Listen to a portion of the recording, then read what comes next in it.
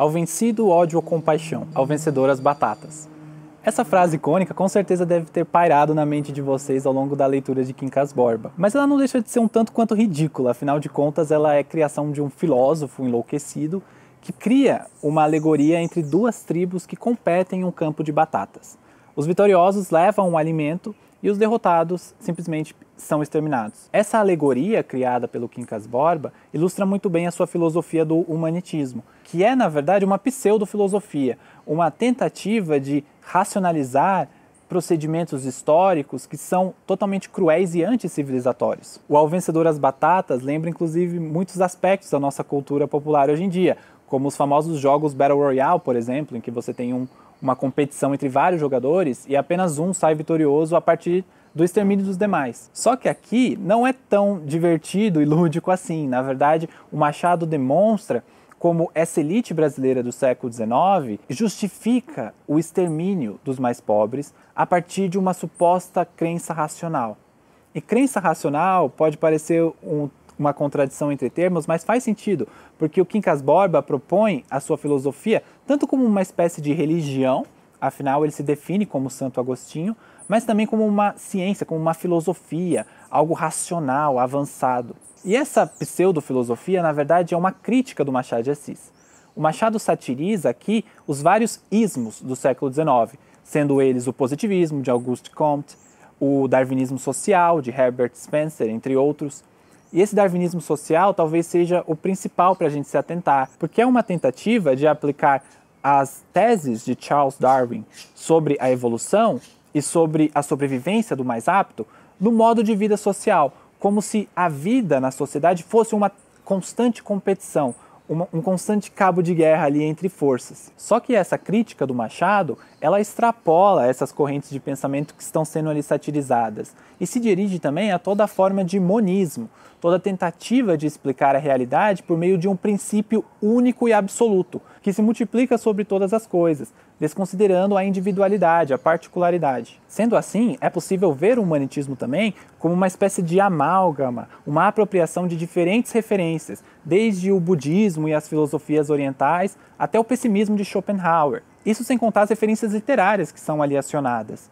Então o humanitismo, ele na verdade se apropria de diferentes tradições em um mesmo caldo, que vai explicar um pouco a mentalidade dessa elite do século XIX. O mundo passa a ser então uma constante luta pela sobrevivência, onde as categorias de vencedor e vencido são determinantes. É a lógica do capitalismo predatório, que está ali na base desse período do século XIX, no Rio de Janeiro, representado em Quincas Borba. O humanitismo serve também para justificar elementos históricos e sociais como se eles fossem naturais, já dados no mundo, por conta de um princípio, que seria esse tal de humanitas, que paira sobre todos os homens e controla os destinos das pessoas. A guerra passa a ser naturalizada. As epidemias são bem vistas porque, segundo o Quincas Borba, higienizam a sociedade, sem contar o próprio fato da escravidão. O humanitismo ele justifica e naturaliza esses elementos da sociedade brasileira do século XIX. E no caso específico da escravidão, acho que vale a pena lembrar um pouco do capítulo 117 de Memórias Póstumas de Brás Cubas,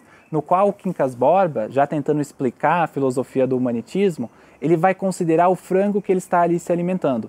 Então esse frango, ele veio, na verdade, da mão de um africano, de um escravizado, cuja imigração, cujo cativeiro se justifica, aos olhos desse filósofo, apenas pelo fato dele poder saborear aquele frango. Então a escravidão passa a ser naturalizada, como se fosse próprio desses homens e mulheres negros servir a elite branca. É algo muito cruel e que se relaciona às teses raciais que ficaram conhecidas ao longo do século XIX, que justamente pregavam a ideia de que as raças, como eram chamadas no século XIX, determinavam já o seu lugar na sociedade. Vale lembrar a famosa pintura do espanhol Modesto Brocos, intitulada A Redenção de Cã. Nela, nós temos uma celebração de um embranquecimento progressivo ao longo das gerações. Então, há uma tentativa de representar os africanos, que seriam supostamente os descendentes de Cã, filho de Noé amaldiçoado, como propícios à inferioridade. E nesse sentido, o embranquecimento seria uma solução possível e benéfica aos olhos dessa elite. Tanto é que essas teses que chocam hoje em dia e que nos causam indignação chegaram a ser expostas no Congresso Internacional das Raças em Londres, em 1911. E essa imagem, a redenção de Kant, ela foi exposta ali nessa conferência por João Batista de Lacerda, que era um desses teóricos do racismo ou das teses raciais do século XIX e XX. É importante, então, prestar atenção na crítica que o Machado de Assis faz por meio desse humanitismo, que é uma crítica muito abrangente. É importante, então, retomar uma referência ali que é de partida e muito importante para essa obra, que é Cândido o Otimismo, do Voltaire. Nessa obra, nós temos a figura do filósofo Dr. Pangloss, que é um otimista, alguém que celebra todos os fatos do mundo como se fossem bons por si só. A famosa frase do Pangloss é que nós vivemos no melhor dos mundos possíveis. Ou seja, não há crueldade, não há maldade, tudo é bom, tudo já está controlado e determinado na sociedade. E o Quincas Borba, antes de morrer, vai dizer que Pangloss não era tão doido quanto Voltaire fazia parecer. Ou seja, ele vai se identificar com a figura do Pangloss. Essa referência já mostra um pouco a crítica feita ali pelo Machado, né? A toda a ideia de celebração da crueldade e da violência. E se a gente traz isso para os nossos dias, chega a ser interessante pensar na questão da positividade tóxica, por exemplo, que é um ideal de positividade pregado sobretudo nas redes sociais, segundo o qual a tristeza, né, você se sentir mal, abatido, acaba sendo negativa. Você tem que mostrar sempre que você é feliz, que a sua vida é perfeita e maravilhosa. E isso causa muitos danos, inclusive doenças mentais que precisam ser tratadas e que não são discutidas por conta desse ideal da positividade. E é esse ideal também que muitas vezes é acionado para dizer que catástrofes e calamidades são justificáveis e têm algo a ensinar para a humanidade. É o tipo de pessoa que diz que a pandemia do coronavírus tem algo a ensinar ao final de tudo, né? Então justifica-se a morte de milhares e milhares de pessoas a partir de uma espécie de propósito benéfico para a sociedade. E é interessante pensar também como esse romance, Quincas Borba, ele fala muito aos nossos dias, justamente por conta da questão da pandemia do coronavírus. Afinal de contas, para o Quincas Borba, as epidemias são benéficas. Então ele vê como uma forma de higienizar a sociedade, realmente de fazer com que os mais fortes possam sobreviver. E hoje em dia a gente vive num contexto em que a morte é muitas vezes naturalizada e quantificada ali nas páginas dos jornais, nas redes sociais. O quão é importante a vida de cada um desses indivíduos que se perdeu por conta dessa pandemia? Será que os indivíduos são mesmo bolhas transitórias, como o filósofo propõe? Então, esse romance, ele de fato é muito atual nesse sentido, para o bem e para o mal. A gente precisa sempre pensar em como a importância dos seres humanos vai além dessas categorias absolutas e dessas questões que justificam, na verdade, a injustiça social. É preciso, então, ler sempre com atenção, porque se você perceber o modo retórico pelo qual o humanitismo é descrito nesse romance, você vai chegar ao verdadeiro impasse que estrutura essa pseudofilosofia, que é esse impasse entre o perspectivismo e o determinismo. Ou seja, será que a perspectiva, o nosso lugar, a nossa posição social determina a maneira como nós enxergamos o mundo e o otimismo, por exemplo, ou há uma força indiferente que se expande por todos os seres humanos, sejam eles vencedores ou vencidos? O próprio Rubião, que é o protagonista do romance, só vai entender a filosofia do Quincas Borba quando ele passa a ser um vencedor, quando ele recebe as batatas, né? A herança e o dinheiro para ir para a corte e viver ali naquela sociedade de luxo. O melhor modo de apreciar o chicote é ter-lhe o cabo na mão. Essa frase icônica é dita no romance pelo narrador e resume esse perspectivismo, essa maneira de enxergar a realidade a partir da sua posição. E pelo fato de você ser um vencedor, você naturaliza o sofrimento dos mais pobres, dos escravizados, como se fosse uma categoria já dada. Por isso que o Rubião se sente já no início do romance, que começa em medias res, em meio à ação, como um homem que tem uma sensação de propriedade. Ele se sente dono da paisagem, de todos os objetos de luxo ali que o cercam, justamente porque ele é o vencedor, ele é o homem que conseguiu coroar a sua trajetória na sociedade. E por isso, inclusive, ele vai desprezar e olhar com indiferença para muitos que estão abaixo dele. Só que ao longo do romance, a trajetória do Rubião vai dar ascensão ao declínio. O Rubião ele vai ser explorado por figuras parasitárias da corte, como o Casal Palha e o Camacho, que é esse político demagogo. E ao longo do romance, ele vai perdendo o seu dinheiro e chegando até a loucura. Ele enlouquece de fato. E essa loucura ela deve ser encarada nesse romance pelo viés alegórico, como uma loucura que é tanto psíquica quanto psicossomática. O impasse do Rubião, que exemplifica essa loucura, é justamente o impasse entre duas regiões, entre dois modos de vida, sendo eles a província, onde ele nasceu, em Barbacena, Minas Gerais, e a corte, onde ele vai, de fato, conhecer esses novos sujeitos que vão o explorar. E ele não domina os algarismos do Palha, ele não domina o código social e civil que rege essa corte. E para além dessa fratura, que representa a fratura do próprio Brasil enquanto região, enquanto um país que é muito fragmentado nos seus diferentes modos de organização social, essa loucura também tem um sentido alegórico que pode representar o próprio Império Brasileiro. Isso segundo a crítica do John Gladstone. Para o Gladstone, o Rubião ele vai representar o Brasil e a sua trajetória vai demonstrar o próprio declínio do Império Brasileiro e de Dom Pedro II. É interessante pensar então no nome do Rubião, porque o John Gladstone vai considerar a semelhança com a palavra rubiácea, que é a planta da família do café. E o café era justamente o elemento de importação fundamental nesse período retratado ali em Quincas Borba, porque o boom do café permite que o Brasil cresça economicamente. Só que esse crescimento logo irá decair, com inclusive a queda da monarquia. E o nome do Rubião é importante também porque ele vai ser alterado da versão em folhetim para a versão em livro. Então antes ele chamava-se Rubião José de Castro, e na versão em livro o Machado muda esse nome para Pedro Rubião de Alvarenga. E esse nome Pedro relaciona-se de certa forma também a Dom Pedro II. E vale lembrar que o Rubião ele se vê como Napoleão III em seus momentos de loucura. Então essa megalomania imperial é muito própria da alegoria que o Machado tenta acionar ali. Mas é possível também enxergar outras matrizes interpretativas nesse nome. Primeiro pela oposição entre Pedro e Rubião. Pedro sendo um nome que tem etimologia que se relaciona com a palavra pedra, e Rubião que lembra a palavra rubi, ou seja, esse contraste entre o luxo e a pobreza, entre um elemento totalmente desprezível, que ninguém se importa, e algo valioso. E esse impasse, na verdade, é a própria trajetória do Rubião, a sua ascensão e queda. Sem contar também que Rubião lembra o famoso rio Rubicão, região da Península Itálica, que foi cruzada pelo imperador Júlio César lá em meados dos anos 49 a.C., e nesse cruzamento, Júlio César profere a famosa frase Alea iacta est, a sorte está lançada. E essa frase ela é repetida pelo Dr. Camacho no romance.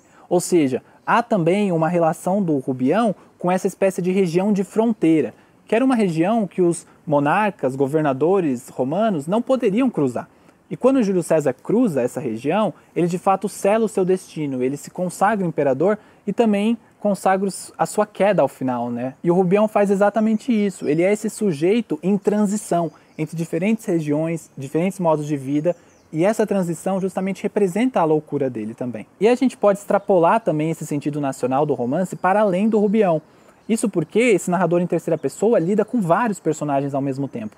Então ali, esse microcosmo social, muito tem a dizer sobre o Brasil do século XIX e também sobre os nossos dias. Afinal, ali nós temos a figura do Camacho, que é esse político demagogo. Há um grande elenco de personagens femininas nesse romance, que são muito importantes e muito variadas entre si.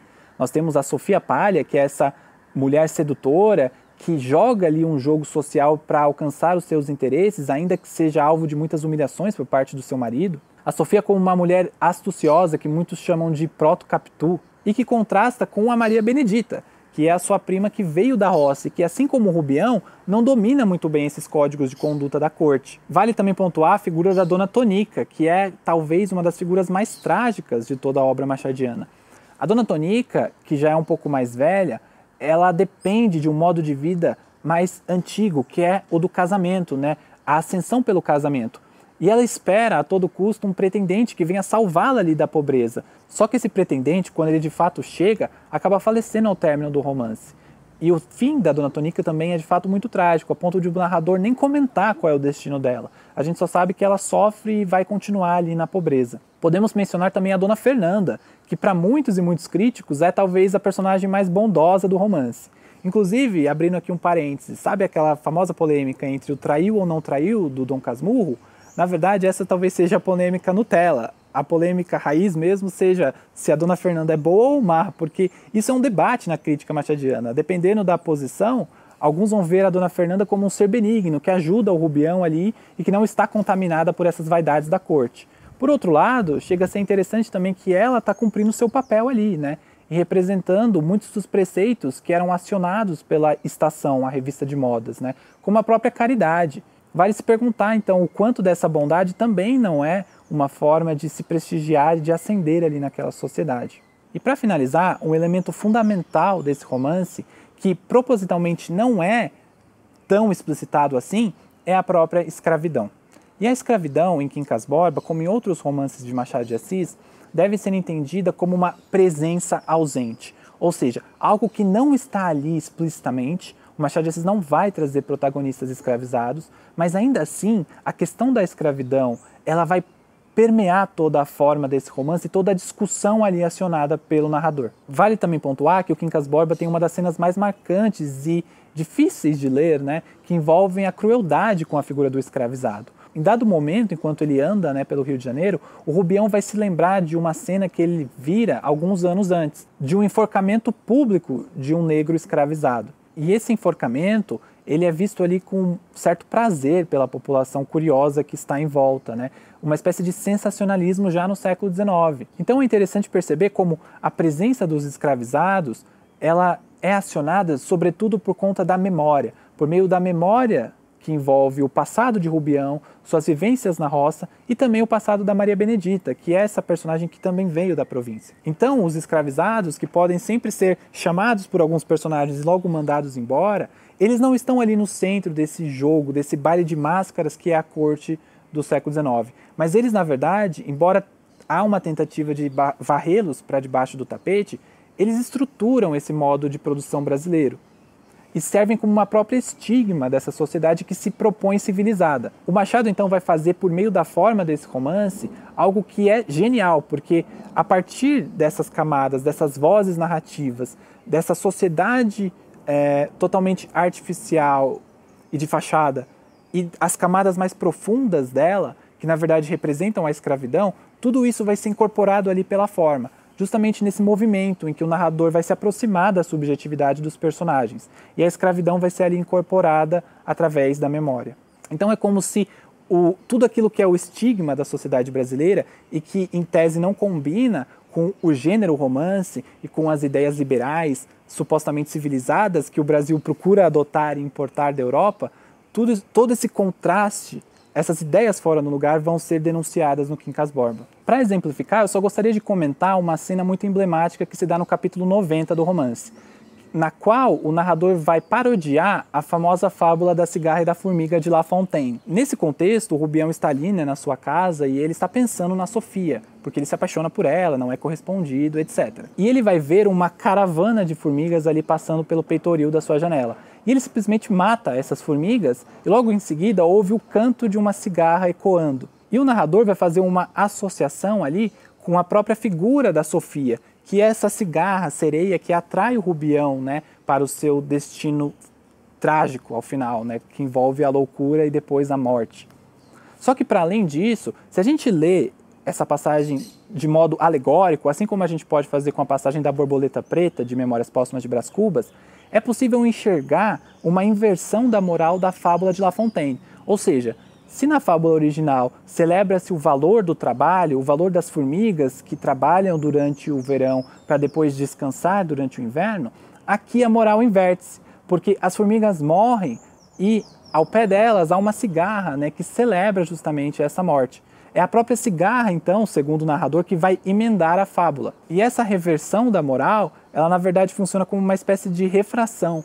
O narrador ali, ele subverte aspectos próprios da sociedade, né, da vida europeia. E a própria valorização do trabalho é subvertida, porque aqui as formigas morrem para o canto da cigarra acontecer. E nessa inversão a gente pode se perguntar qual é de fato o valor do trabalho numa sociedade escravocrata. As formigas podem representar justamente os escravizados, que são aqueles que colocam a mão na massa, né, que têm ali uma relação muito mais profunda com o trabalho braçal, mas são justamente os desprezados, são justamente aqueles que vão sofrer as consequências dessa sociedade injusta e desigual. Então vejam só como apenas uma referência desse romance dá muito pano para manga. E a gente poderia aqui continuar por vários e vários minutos discutindo todas as outras referências que esse narrador aciona. Nesse sentido, uma edição como a da Antofágica, que tem notas de rodapé, auxilia bastante na nossa experiência de leitura, porque cada uma dessas referências é importante, na verdade, forma uma espécie de constelação ali na forma desse romance.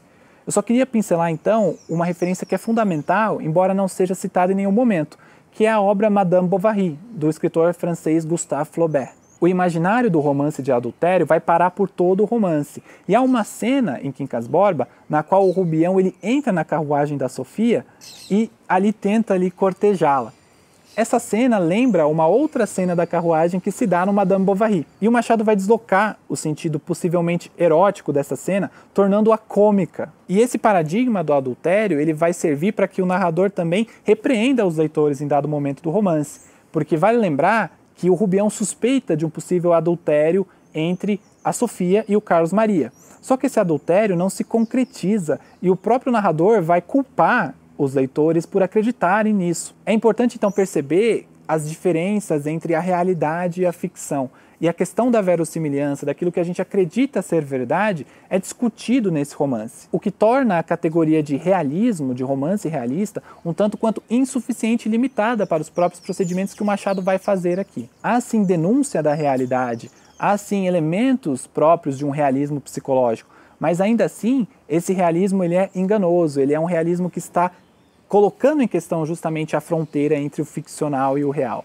Por isso é que essa obra lida justamente com o próprio ato de compor o romance e se dirige aos leitores várias e várias vezes. Eu espero que ao longo desse percurso vocês tenham percebido a importância do Quincas Borba e como esse romance é extremamente lapidado e tem ali a sua importância também dentro da produção machadiana. E que ele sirva também para que a gente possa dar sentido às categorias sociais dos nossos dias de hoje. E muitas questões que são naturalizadas, como se fossem assim mesmo, pré-determinadas, elas na verdade fazem parte de processos históricos, que deixam muitas marcas, muitos estigmas ao longo do caminho. Vale lembrar da famosa frase já mencionada aqui, que de fato dá sentido a muito dessa experiência de leitura de Quincas Borba.